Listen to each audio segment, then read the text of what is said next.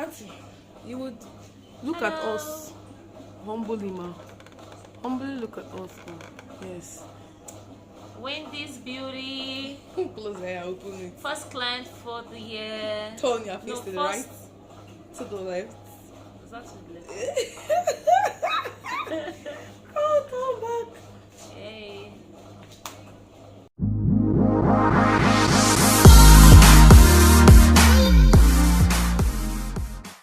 Okay, so guys, I love my makeup. What's the word? Thank you, Wendy. Wendy made me look fine.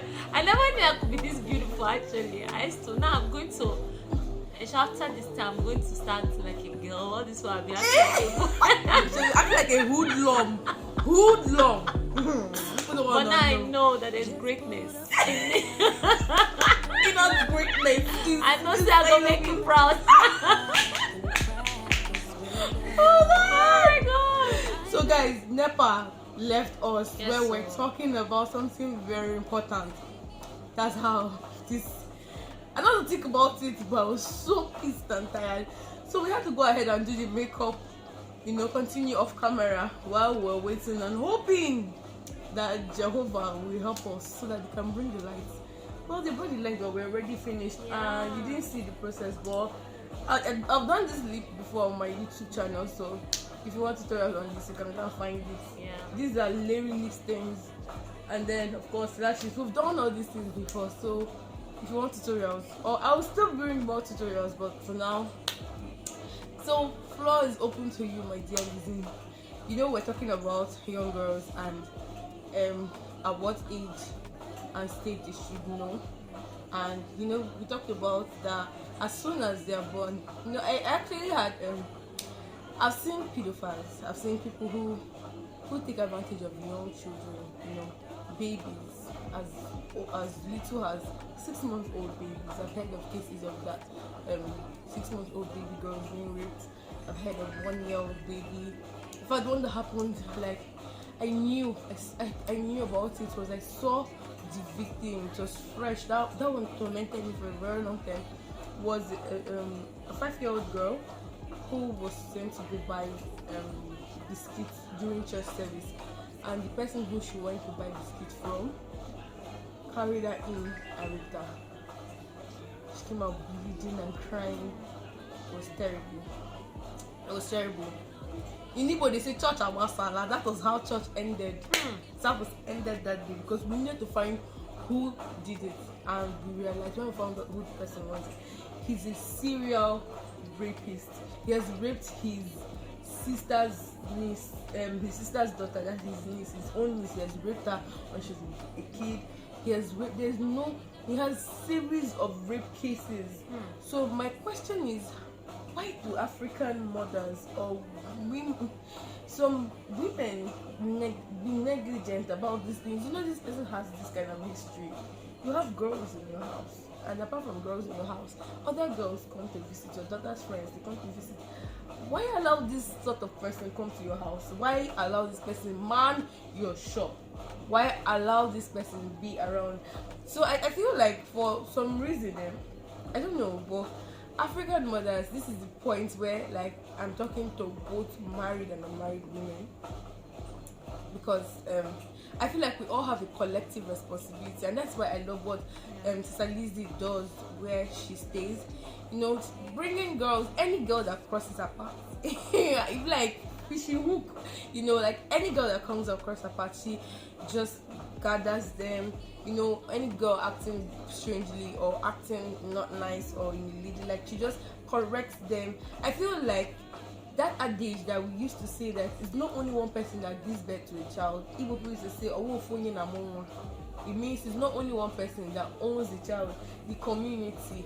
I'm looking out for that right now, in communities where people can be conscious to help another girl. So she's not your daughter, but alright, well, you know her, she passes, she's in front of you. I feel like there's this sense of responsibility we should have for the girls, and I feel like there's no better person to tell you people these things than my sister right here, who's really passionate. You guys, like, you need to see her pictures with these girls. These girls are literally her children. I don't know, but it feels like she has like plenty children right now. No, She's not married. She's not married. Please feel free to shoot your shot. I am selling. Right price comes to me. Why are you laughing like this? But because I own 0.1111 BTC. It's one. Oh my god! X1 whole house. Yes, I'm selling her in BTC. But I feel like, yes, please tell us, like, what forms your passion? Why are you so passionate about these girls? Is it because they are related to you? I know most of those girls are in no way related to you. So, like, what forms your passion? And why do you think that women out there should, or young ladies out there should adopt the same thing? You know, so over to you, me, up on the camera. Okay, I'm here for you. Moral support. Well. Thank you first of all, Mr. Chit. And I think it's a very huge opportunity. And I don't take it for granted because I know that this video is going to go far and wide, and this is the beginning of Gonna go viral. yeah, it's going to go viral. And then I think it's also the beginning of many other things, you understand, that will happen. Yeah. Yes, so I personally, what was my passion? Let me start from there. Okay, so I've seen the damage that child abuse causes, especially in teenage years, right? And then as people grow. When I was in secondary school, I had two of my very close friends. For sake of their own, I can't really call names, but two very close friends of mine. Now they seem to be, one of them was on the other extreme of being very wild.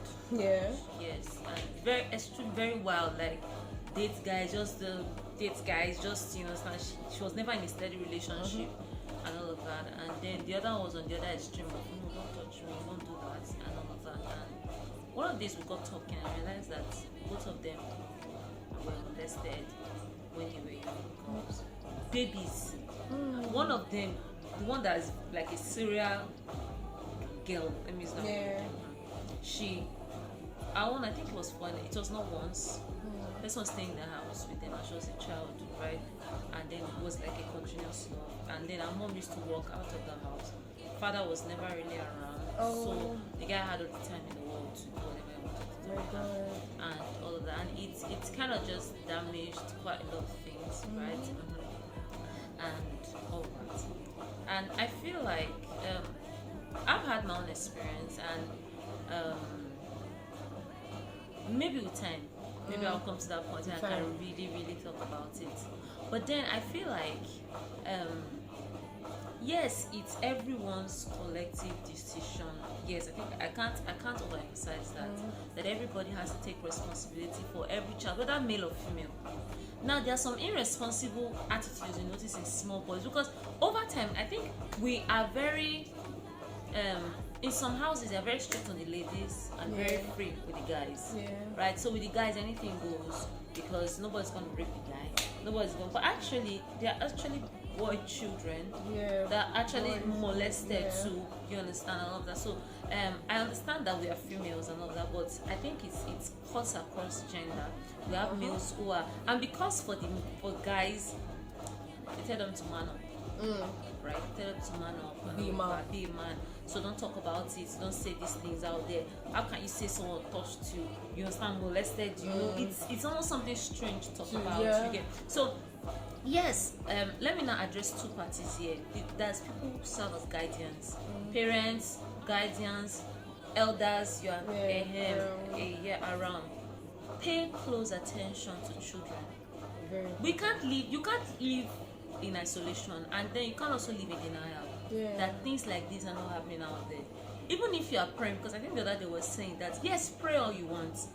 Yes, beat all you want, whatever you want to do, but ensure that no part is left uncovered. You are praying, you're talking, you're correcting. Because I know that yes, some people don't believe in flogging, and I don't know, that's a story for another day. But see, correction plays a very huge role in training children, in molding them. You understand? Okay. And then yes, and then there is something called discipline. Now, discipline is not just taught when it comes to sex. You understand, and all of that. Discipline is taught in every area of life. True. Do you understand? So if a child is not disciplined and watching TV, for instance, I've told you true. that every day there's screen time, maybe screen time per day is 3 hours or 4 hours. Yes, and after 4 hours, everybody goes to bed. And then every day, you're that particular child that I'm always having to. I begin to pay close attention to. So let me just say that in a summary. As guardian, as parent, as elder, pay close attention to these children. And then when you are praying, I know some of us, we pray for our future children, we pray for our husbands. Please include the teenagers around you, include the children around you. Pray for them.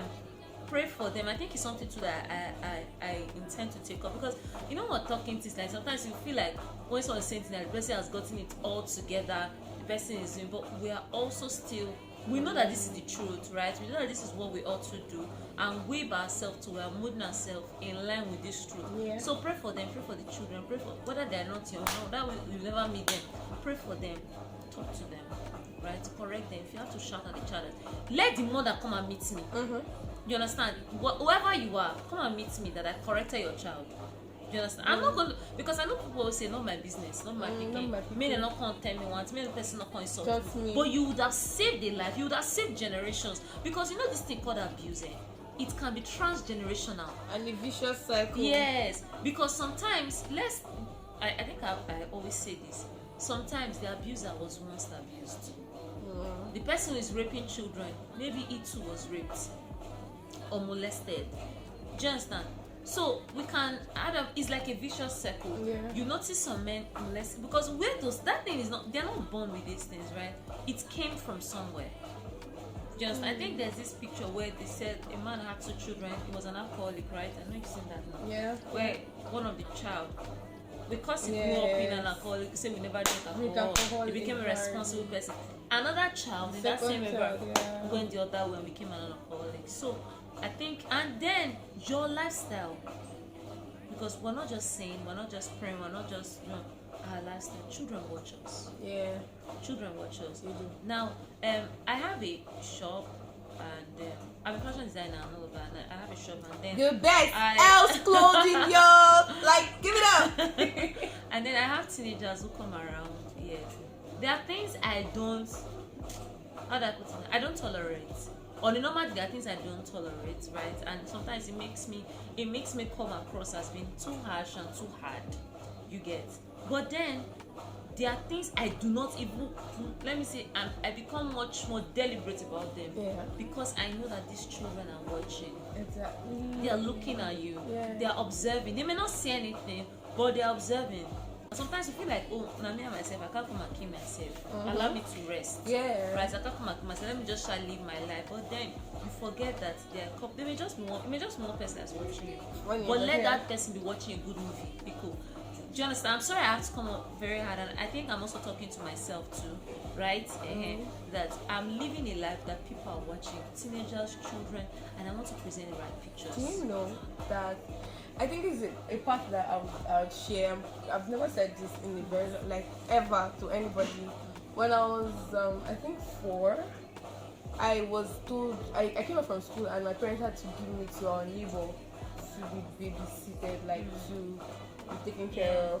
And I was in the house, and a young girl, her own guardians, her own sister and the husband were not around.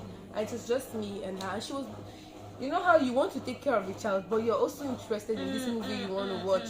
And what she was watching was porn. Whoa, so that was my very first introduction to pornography, 101.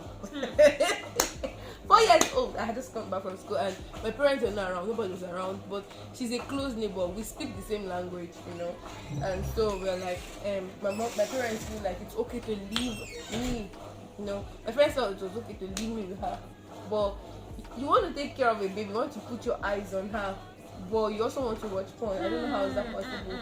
Like, she doesn't know. I don't know if she knows or she doesn't know, but she was an auntie. Like, I feel she was in her 20s. She was just Yes, doing she her was thing, watching allow me to rest porn now. while I was seated on the Thinking you're a child couch. and you will not be able to capture those Yeah, pictures. it's vivid. I can still remember seeing, like, I know I'm born again, the blood of Jesus cleanses. Yeah. That selective amnesia that you pray for, it's not always there. I can still remember, from like that little age that this scene that was I watched, and I knew it was a bad movie then because she closed the windows, all the windows and all, and lowered the volume so that she will have the correct I was feel 4 and atmosphere. Yes, so and it didn't make sense at all. So I'm like, you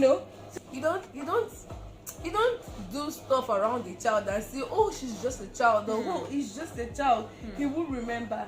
I promise you, I know. I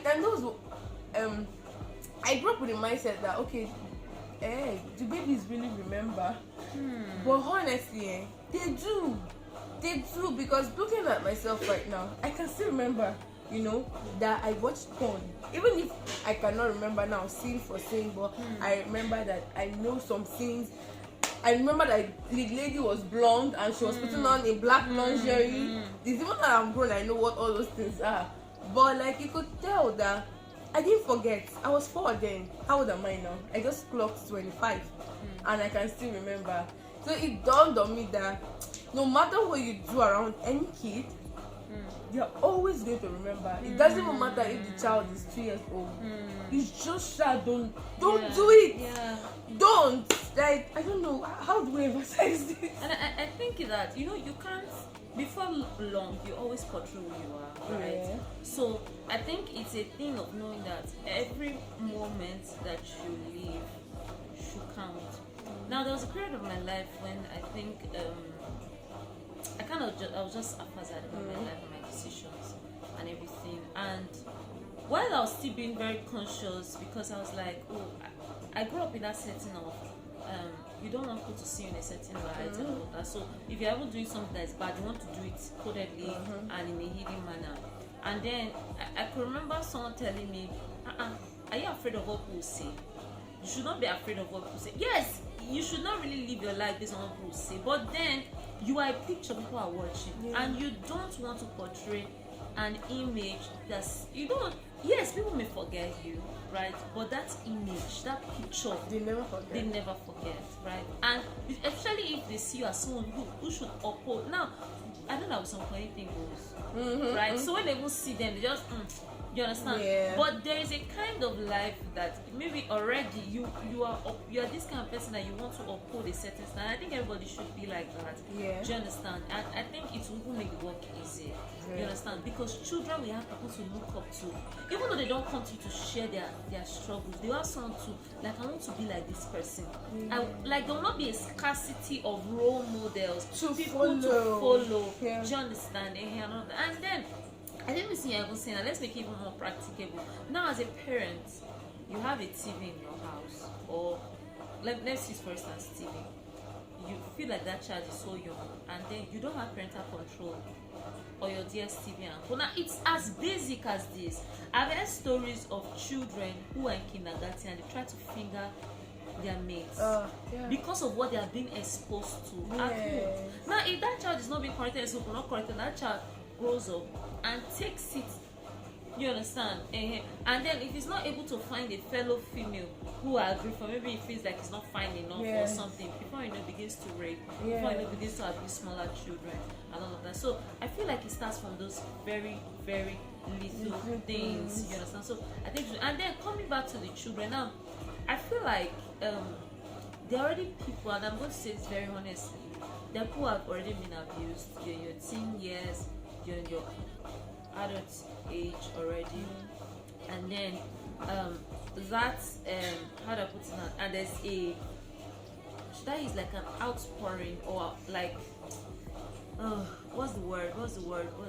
Like, you know when something has already happened to you now. Yes, and then it's and then, yes, like what begins to happen. Begins to where rub you, off on other people and other things. So I feel like you're a teenager. Let me use like an adult. You're a woman. You're a man. For instance, it's not something it's not something to be proud of. Or maybe you've been abused, or you've gone through that cycle before where you've been raped, or you've lived a very callous life before. And don't stay quiet, because I feel like many times, this wickedness and even the things of the devil, it tries in darkness and secrecy. So we don't want to say it in a way that, I'm not saying come and tell me your experience, because sometimes it can be very traumatic and all of that.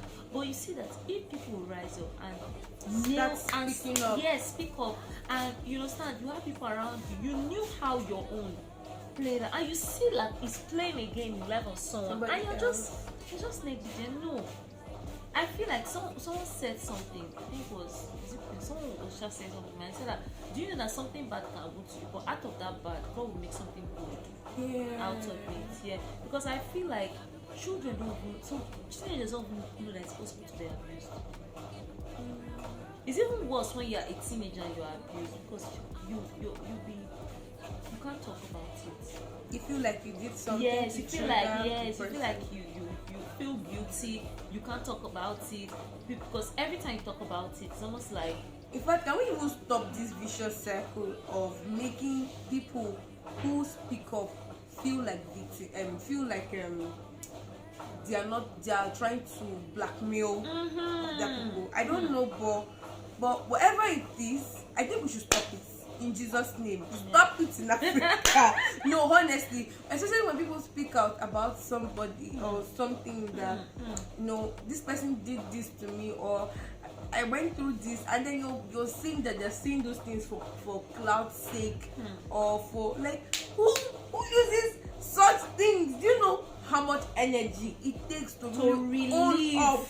It's like reliving a very terrible experience, right? It's like you're going through these things again and again, the trauma. Maybe it took you like how many years to heal, and then just so that you can be able to maybe help somebody else, or maybe just so that you can make other people aware or beware, you just speaking out, and then it's the whole thingy of, oh, this person is chasing clouds, or this person is like, stop shaming people who speak up. If because the more you do, the more you encourage violence, the more you encourage rape, the more you encourage people emotionally, and this abuse thing is just not. It's not only sexual and physical. There's the emotional abuse. Yes. There's the part where you literally can't even. You can't hold it like this. You can't say that this person did this. You can't. Exactly. Exactly. But then you feel. But you know that this person has done something to you, and then when you talk about it, they're like, it's not be your busybody carry you go. Or I hear people saying, because the mother wore the baby short skirts or bomb short, that's why the baby deserved to be raped. No. Like I'm thinking about it, like, guys. In Jesus' name, this is 2022. Let's end it. Anybody that speaks up, if you don't want to support the person, if you don't want to back the person up, kindly do it like this. Do it. Like this. So all of us will be alright. So people who really want to support these people will really support them. Stop trying to make them feel like they shouldn't speak up, because in so doing, you're also encouraging other young children to yes. Especially when they are going through. Even when these things can also, when they are going through the beginning stages where uncle is trying to prep them, because these rapists, they don't just launch. Not all of them launch immediately. Most of them they want time their way prep to the mind of the child. You don't know that these things teach children. Teach them to speak up. Oh, there's a baby I love, and she's so expressive, even in the midst of adults, and she can tell an adult her mind, but in the most respectful way. And I want to give it up to her and her mom. Like, her mom did a good job in raising her, but she's 10 now, and she is the most outspoken 10-year-old girl I have ever come across. Oh, by the way, she's born again and she speaks in tongues. That's like, you can tell that her mom was so attentive. Everywhere covered. Yes, so attentive, physically, spiritually, mentally. her mom makes her like she's so confident. She right now she's the 10-year-old who believes she's the most beautiful 10-year-old in the world, and you cannot you cannot even make her feel less of herself. And I admire that. But in case of a child not having that coming from home, you as a young lady, you're around, you're noticing things. Like, do you mind like coming through for that child? Do you mind telling that child? I went for a book launch one time, and I met this amazing young talented baby girl. She was I think she was 9 as at when I met her. I think 9 or 8 or so, and I think she was 8 years old, because she turned 10 as at last year, and she's already an author. And I met her in a book launch one time, and I asked her, "How are you, baby? Why are you not playing with the rest or something like that?" And I was like, "Oh, you did so amazing this evening," because she read poem, but she was a little bit nervous. So she was even bold enough to tell us that I'm a little nervous, and we were like, "Don't worry," like we encouraged that. And yeah, she missed her lines, but I was trying to encourage her that she did so well coming out, and maybe was like, "No, I didn't do so well. I messed up." And then she went ahead to say that I'm not even beautiful. Reverend, it's once that I came from a wedding, everything, and I was having takeaway rights. I know how I don't play with my food. I just pack my food, my bag of food one side. I didn't get one side. I'm like, "Hello, excuse me." I say, "You did beautifully well, my dear." I'm sure the baby did not understand what I was doing. She was 8. I was like, "Say after me, I'm beautiful." She said, "I'm beautiful." Say, "I am very beautiful." Say, "See, you don't mean that I'm not putting on makeup." How does makeup correlate with your beauty? She said they laugh at her at school. Yeah, she has irregular dentition, but that doesn't even.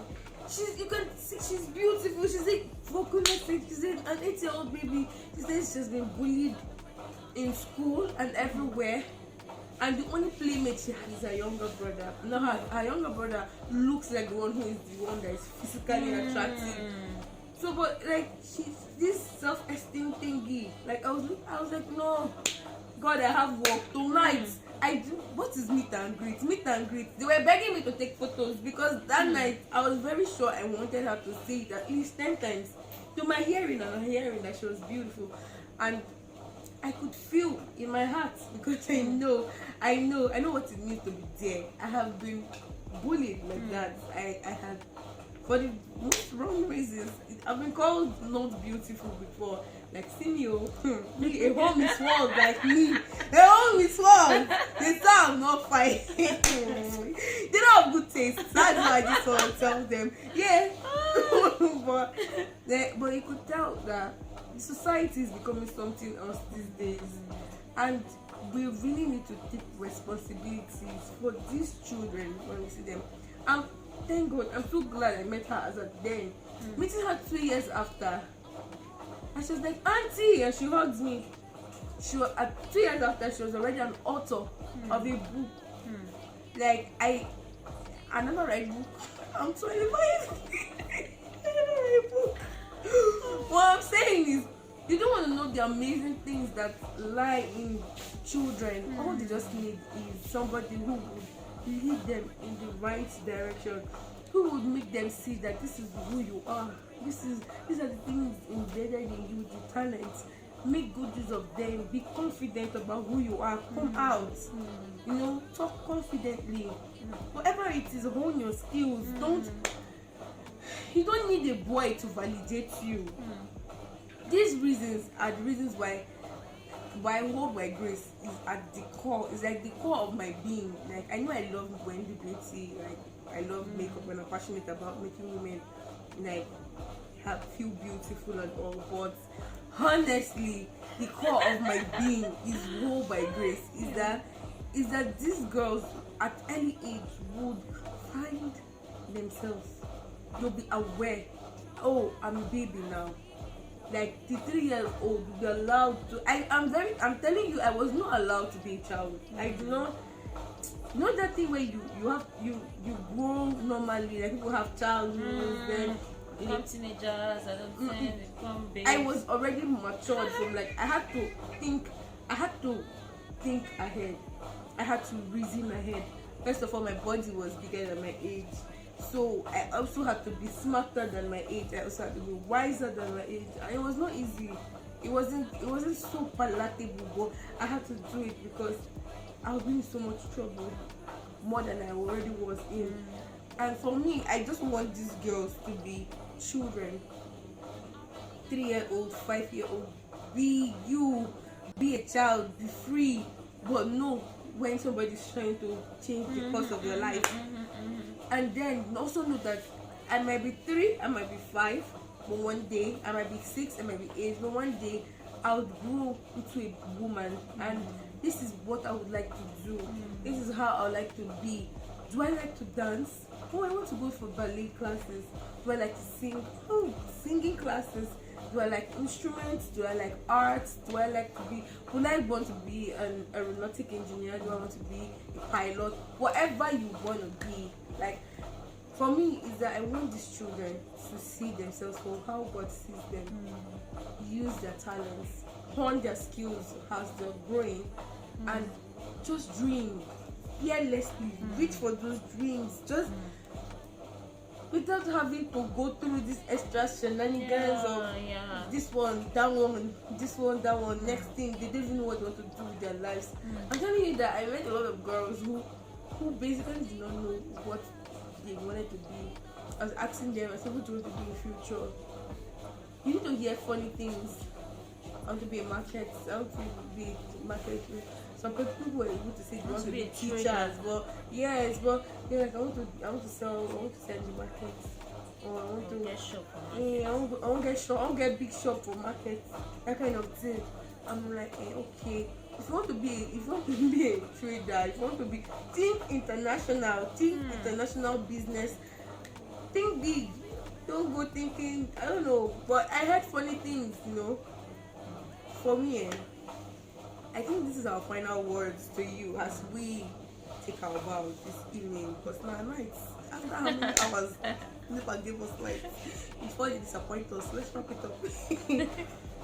We really want every young lady out there. This thing is no longer whether the child belongs to you or not, whether you think you're a mother or not, whether you think you're even up to the age. Even if you are 18 and you're watching this right now, even if you're 16 and you're watching this right now, take responsibility for the next young girl beside you. Be her sister keeper. Be her sister keeper. Because a time will come when you will grow, you will give birth, and these people might just be the ones, these same girls that you know, might just be the ones to babysit your children. Be the influence. And be the influence, and be the ones that they look up to.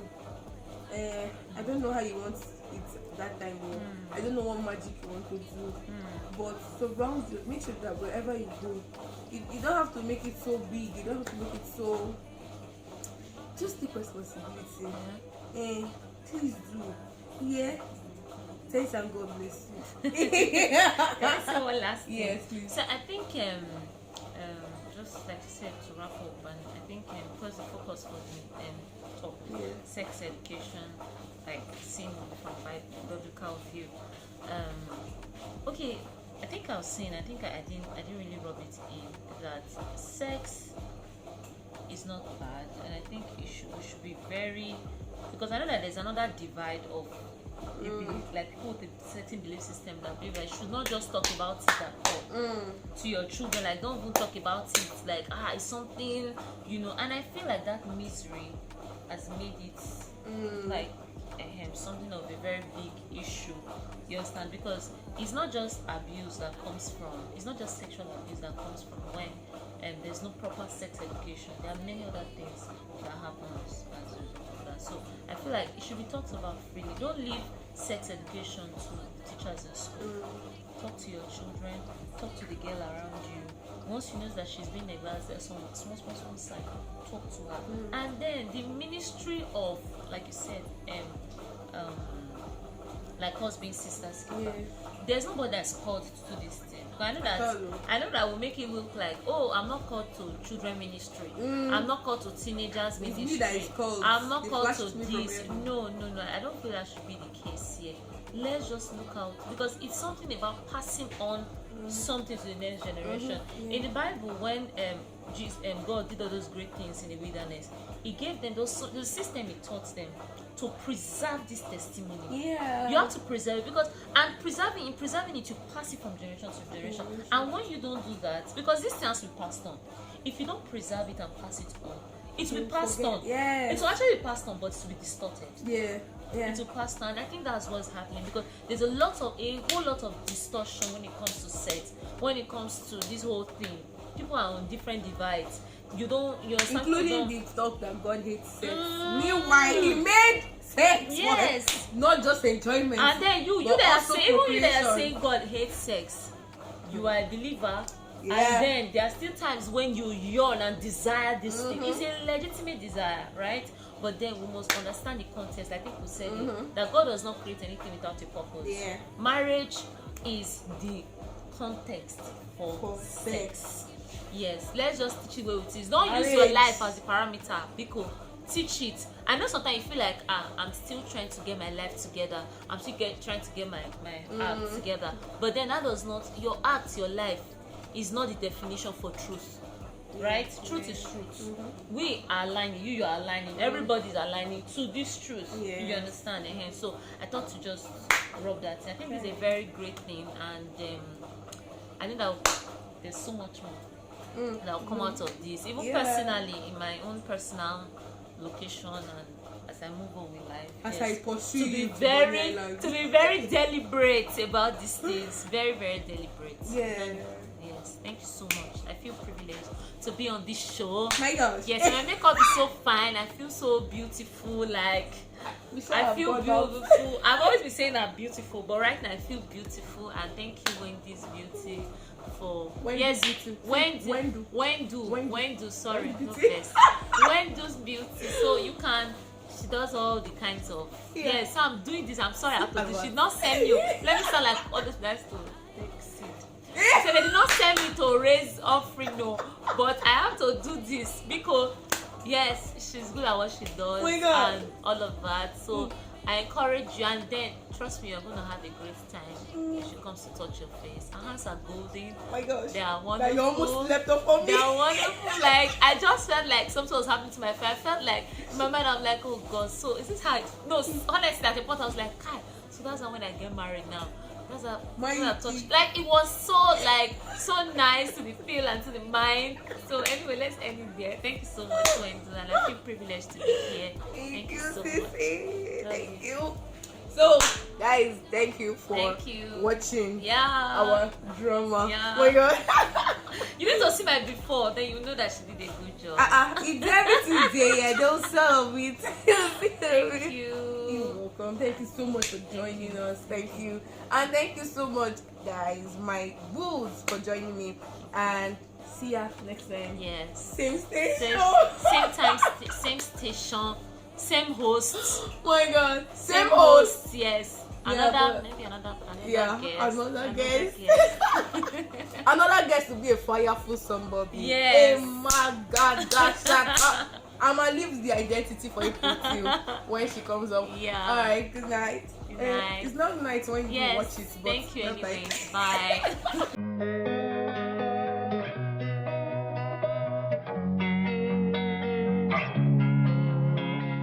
Losing time, I'm fading fast. I just wanna make it last. Try to let go of the past. I close my eyes, embrace the blast. Sleepless nights and headaches stack. Restlessness to hell and back.